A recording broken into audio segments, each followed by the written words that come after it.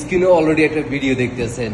BNP MP প্রার্থী শুধুমাত্র একজনই আছে মঞ্চে, অন্যদিকে বিএনপি যিনি এমপি প্রার্থী তিনি আসছেন সমাবেশে, কিন্তু চেয়ারগুলো খালি আছে। আর তিনি গলা ফাটিয়ে বলতেছেন আমাদের এমপি সাহেব আসছে।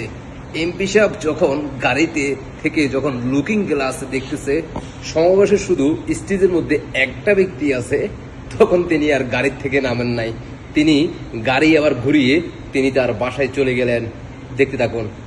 ইতিমধ্যেই আমাদের প্রিয় নেতা মাহমুদুল হক রুবেল সাহেব ঝগড়াচর বাজারে উপস্থিত হয়েছেন। আমি ঝগড়াচর বাজারের সকল পর্যায়ের নেতৃবৃন্দকে প্রোগ্রাম স্থলে আসার জন্য অনুরোধ করছি। আমাদের ধানের শীষের কান্ডারি কেন্দ্রীয় বিএনপির অন্যতম সদস্য শেরপুর ৩ আসনের বিএনপি মনোনীত ধানের শীষের প্রার্থী রুবেল সাহেব আমাদের মাঝে উপস্থিত হয়েছেন। আমি সকল পর্যায়ের নেতৃবৃন্দদেরকে রুবেল সাহেব আমাদের মাঝে উপস্থিত হয়েছেন। আমি সকল পর্যায়ের নেতৃবৃন্দদেরকে ঝগড়াচর বাজারের আজকের এই উঠার পথসভায় উপস্থিত হওয়ার জন্য বিশেষভাবে অনুরোধ করছি। আমাদের প্রশাসনের যে সমস্ত আইন শৃঙ্খলা বাহিনী এখানে আমাদের নিরাপত্তার দায়িত্বে আছেন, আমি সকলকে ধন্যবাদ জানাই। আপনারা আমাদেরকে নিরাপত্তা দেওয়ার যে ব্যবস্থা করেছেন, আমি আমাদের এই প্রোগ্রাম স্থল থেকে ধন্যবাদ জানাই। আমাদের সকল পর্যায়ের নেতা কর্মী সহ এই ভেলোয়া ইউনিয়নবাসীকে অনুরোধ করব, আপনারা প্রোগ্রাম স্থলে উপস্থিত হয়ে আজকের এই জনসভাকে সাফল্যমণ্ডিত করবেন।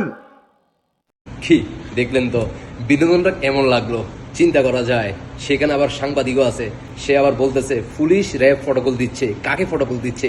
যিনি মঞ্চে দাঁড়িয়ে বক্তব্য রাখতেছেন। একটা সাধারণ জনগণও সেখানে অবস্থান করে নাই, কারণ বাংলাদেশের সাধারণ জনগণ বুঝে গেছে মাননীয় প্রধানমন্ত্রী শেখ হাসিনা ব্যতীত এই বাংলাদেশের নির্বাচনটা সাধারণ জনগণ বয়কট করছে। এই সমাবেশ দেখে আপনি কি বুঝতেছেন? অন্যদিকে তারেক রহমান তিনি পূর্বে বলছিল যে তোমরা সবাই না ভোটে ভোট দিবা, কিন্তু ডক্টর সুদি ইউনূসের কথা শুনছে, মানে আশা ভরসা দিছে যে আপনি বলেন হ্যাঁ ভোটে ভোট দেওয়ার জন্য, তাহলে মানে তারেক রহমান ভবিষ্যতে প্রধানমন্ত্রী হবে। আশা করি বুঝতে পারছেন, নির্বাচন যদি হয়েও যায় জামাতে ক্ষমতায় আসবে, কারণ তারেক রহমানকে এটা কিক আউট দিবে।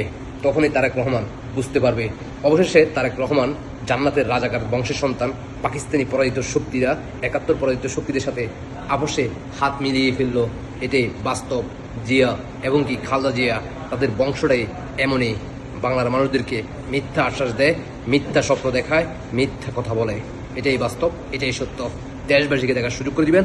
আপনাদের ব্যক্তিগত মতামত অবশ্যই কমেন্টে জানিয়ে যাবেন। আল্লাহ হাফেজ।